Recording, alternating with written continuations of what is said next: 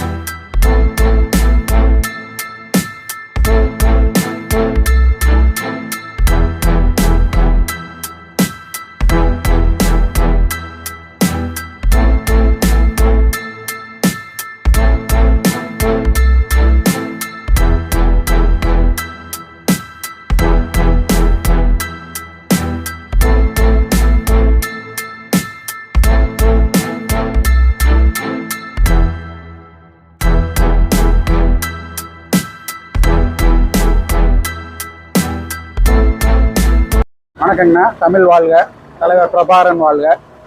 இன்றைக்கி தைப்பூச திருநாளுக்கு பார்த்திங்கன்னா நம்ம தொடர்ந்து 3வது வருஷமாக நாம் தமிழர் கட்சியுடைய பாசறை பிரிவான வீரத்தமிழர் முன்னணி மாநில ஒருங்கிணைப்பாளர் அண்ணன் சுகுமார் கோவை வடக்கு தொகுதி. நாங்கள் கோவை வடக்கு தொகுதியில் இப்போ மருதமலை செல்லும் பக்தர்களுக்கு பார்த்திங்கன்னா தொடர்ந்து 3வது வருஷமாக நாம் அன்னதான பங்களிப்பு பண்ணிகிட்ருக்கோம். ஏராளமானோர் ராத்திரியிலேருந்து நேற்று சாயங்காலத்துலேருந்து பார்த்திங்கன்னா இன்றைக்கி சாயங்காலம் வரைக்கும் நிறையா பக்தர்கள் மருதமலைக்கு போயிட்டு வந்துட்டுமே இருப்பாங்க.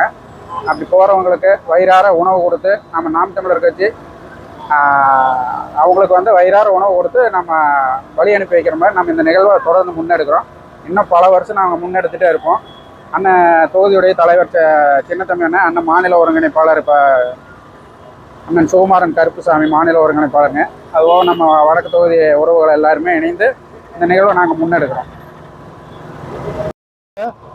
என்னோடய பேர் கருப்புசாமி சுகுமாரன், மாநில ஒருங்கிணைப்பாளர் வீரத்தமிழர் முன்னணி.